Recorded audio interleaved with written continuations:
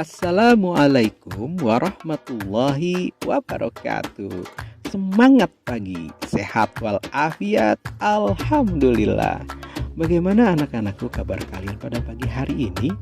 Semoga di bulan Ramadan yang penuh berkah ini, walaupun kita sedang keadaan berpuasa serta menjalankan aktivitas beribadah kita yang lainnya, Allah senantiasa memberikan kita nikmat sehat walafiat serta kemudahan dalam menjalankan ibadah kita. Dan semoga ibadah yang kita lakukan diterima di sisi Allah Subhanahu wa Ta'ala. Baiklah anak-anakku, untuk mengawali pembelajaran khusus kita di bulan Ramadan ini, kita akan membaca beberapa surat dalam Al-Quran, khususnya juz amma. Kita akan melakukan tadarus sambil menyimak dan mengikuti video pembacaan ayat-ayat suci Al-Quran yang disampaikan dalam video tersebut. Sambil menyimak, sambil kalian ikuti, semoga apa yang kita baca menjadi ladang pahala bagi kita semua. Baiklah, selamat menyaksikan dan mengikuti video pembacaan ayat suci Al-Quran berikut ini. Bismillahirrahmanirrahim. Qul a'udzu birabbin nas, malikin nas, ilahin nas, min syarril waswasil khannas, alladzi yuwaswisu fi sudurin nas, minal jinnati wan nas.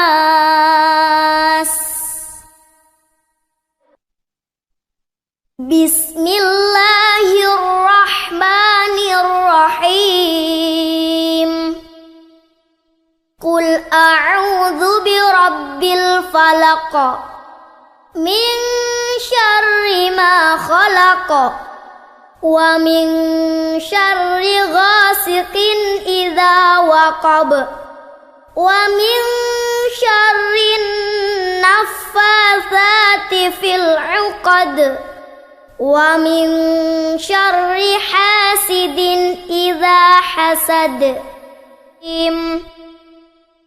Qul huwallahu ahad, Allahus samad, lam yalid wa lam yulad, wa lam yakul lahu kufuwan ahad.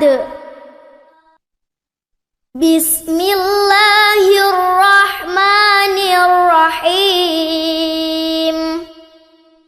Tabbat yada abi lahabin wa tabb, ma aghna anhu maluhu wa ma kasab, sayasla naran dzata lahab, wa imra'atuhu hammalatal hatab, fi jidha hablum mim masad. Sadaqallahul azim. Taqabbalallahu minna wa minkum wa taqabbal ya karim. Walhamdulillahi rabbil alamin. Ya, demikianlah sama-sama kita telah melaksanakan tadarus Al-Quran. Semoga apa yang kita baca dapat kita pahami dan tentunya kita amalkan dalam kehidupan kita sehari-hari. Amin amin ya rabbal alamin. Baik, untuk pembelajaran selanjutnya yakni video tentang materi pembelajaran khusus di bulan Ramadan ini. Selamat menyaksikan dan silahkan kalian petik hikmah pada kisah berikut ini. Kisah Abu Lahab. Kisah ini terdapat dalam Al-Quran, surat Al-Lahab ayat 1 hingga 5. Abu Lahab adalah satu-satunya paman Nabi Muhammad SAW dari pihak ayahnya yang paling menentang dakwah beliau. Abu Lahab adalah julukan yang melekat pada Abdul Uzza, nama sebenarnya. Ia dipanggil Abu Lahab karena wajahnya yang merah menyala seperti api saat marah. sedangkan istrinya bernama Ummu Jamil.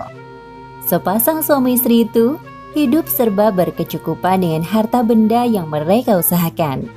Pada tanggal 22 April 571 Masehi di Mekah, lahirlah bayi laki-laki tampan yang disambut gembira oleh semua keluarga Abdul Muthalib, termasuk pamannya, Abu Lahab.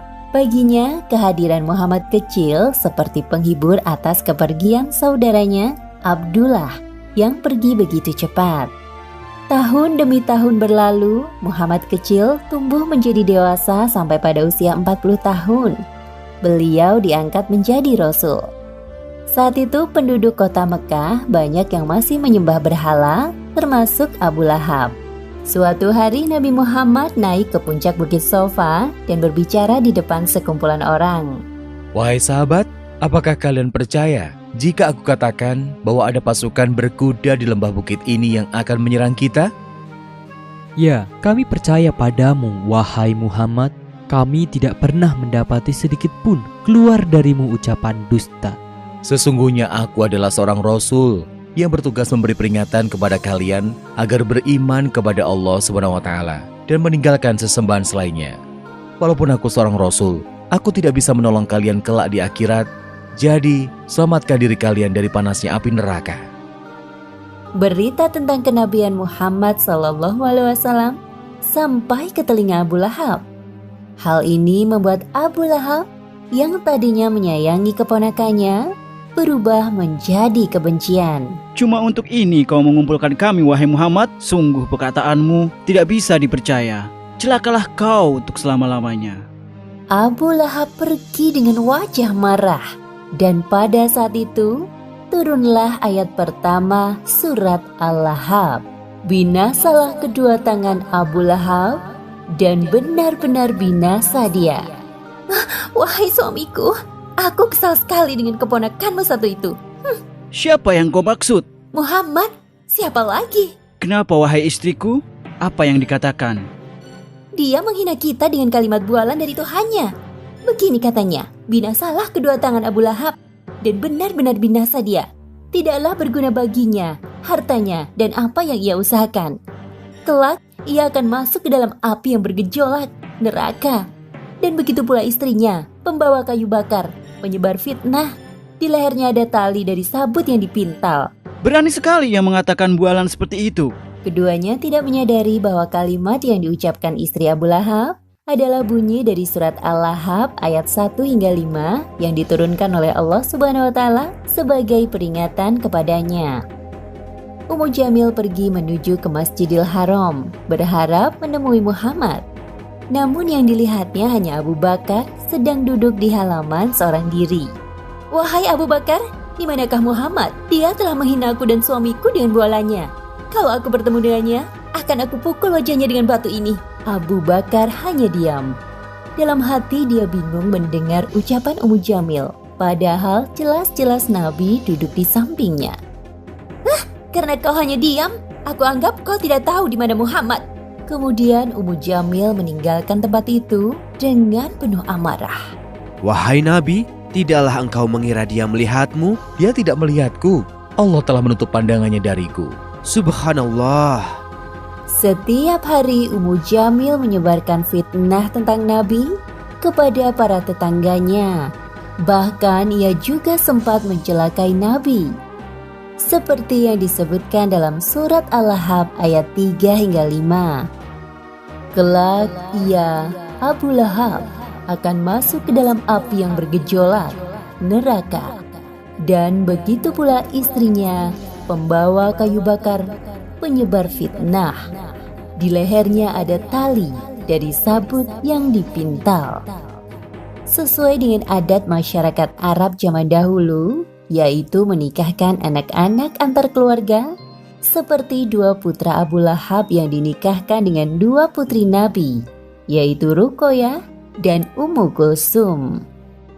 Wahai anak-anakku tersayang, tahukah kalian bahwa Muhammad telah menghinaku dan ibumu di hadapan banyak orang?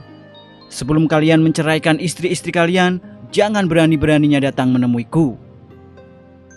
Kebencian Abu Lahab kepada Nabi Muhammad semakin menjadi-jadi. Ia mulai mengumpulkan orang-orang dan menyusun strategi perang. Namun disebabkan usia yang semakin tua dan tubuh yang lemah, Abu Lahab tidak ikut serta dalam peperangan. Abu Lahab berjalan-jalan di sekitar rumahnya dan bertemu dengan Ummu Fadl, istri Abbas. Istri Abbas sedang bersama budaknya. Wahai Abu Lahab, kenapa kau tak ikut perang untuk membela Tuhanmu, Lata dan Uzza? Untuk apa aku turun ke medan perang? Cukup hartaku yang menggantikanku. Lagi pula, aku sudah terlalu tua untuk ikut berperang. Di tengah pembicaraan mereka, lewat beberapa laki-laki yang pulang dari medan perang. Bagaimana hasilnya perang? Apakah kita menang? Kita kalah wahai Abu Lahab. Jumlah kaum muslimin memang lebih sedikit dari kita. Namun, mereka dibantu oleh pasukan perkasa berbaju putih yang sangat hebat dalam berperang. Apalagi banyak dari kaum kita yang menjadi tawanan mereka. Apa? Itu pasti malaikat yang dikirim Allah untuk membantu kaum muslimin. Diam kau budak! Abu Lahab mengambil kayu untuk memukul budak laki-laki itu tanpa henti. Karena tidak tahan melihat budaknya disakiti, Ummu Fadl mengambil kayu besar dan memukul kepala Abu Lahab sampai ia terluka dan jatuh. Abu Lahab kembali ke rumahnya dengan kepala terluka. Luka di kepalanya melebar ke seluruh tubuh, berbau busuk dan menular. Harta benda yang dimilikinya habis untuk mengobati penyakitnya. Seperti firman Allah dalam surat Al-Lahab ayat 2 yang berbunyi, "Tidaklah berguna baginya hartanya dan apa yang ia usahakan." 2 hari setelah perang Badar, Abu Lahab meninggal dengan mengenaskan. Tubuhnya membusuk dan berwarna hitam. Tidak ada seorang pun yang berani mendekat untuk memandikan jenazahnya, termasuk anak-anaknya, karena takut akan tertular. Akhirnya anak-anaknya melempari jenazah Abu Lahab dengan batu dari kejauhan sampai tertutup seluruh isi rumah. Demikianlah akhir kisah Abu Lahab yang enggan beriman sampai akhir kematiannya. Pelajaran yang dapat kita ambil dari kisah ini diantaranya: pertama, jangan sekali-kali mengingkari ayat-ayat Al-Quran seperti yang dilakukan oleh Abu Lahab dan istrinya. Kedua, jangan membanggakan harta benda yang kita miliki, karena semua itu tidak bisa melindungi dari azab Allah. Ketiga, ada balasan untuk setiap perbuatan yang kita lakukan di dunia tanpa memandang hubungan kekeluargaan. Seperti Abu Lahab yang merupakan paman Nabi Shallallahu Alaihi Wasallam, saat mengingkari perintah Allah, tetap masuk ke dalam neraka. Wallahu a'lam bishawab. Alhamdulillahirabbil alamin. Demikianlah anak-anakku pembelajaran khusus kita di bulan Ramadan ini. Semoga apa yang telah kita pelajari dapat kita pahami dan juga nilai-nilai luhur dan nilai kebaikan yang terdapat dalam materi pembelajaran tadi bisa sama-sama kita amalkan dalam kehidupan kita sehari-hari. Titip salam hormat Papa untuk kedua orang tua kalian di rumah. Wa akhiri wabil taufiq wal hidayah. Wassalamualaikum warahmatullahi wabarakatuh.